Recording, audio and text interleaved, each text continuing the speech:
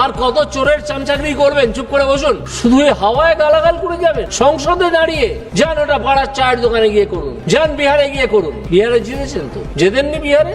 নাক কাটা গেছে, এখনো নাকে হাত বুলোচ্ছেন। পশ্চিমবঙ্গের মুখ্যমন্ত্রী তিনি বলেছিলেন এসআইআর করতে দেবো না। দেখছি তো এসআইআর তো তিনি করতে দিলেন না।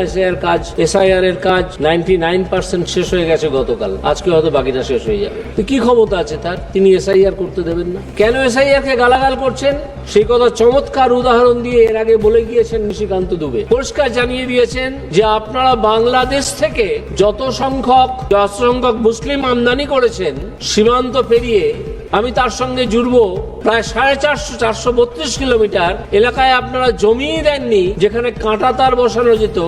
সেখান দিয়ে একের পর এক বাংলাদেশিকে ঢুকিয়েছেন। এখানে নকল ভোটার কার্ড, আধার কার্ড, রেশন কার্ড, যা যা কার্ড হয় সব ছেপেছেন। ছেপে তাদেরকে নাগরিক বলে প্রতিপন্ন করার চেষ্টা করেছেন। তাদেরকে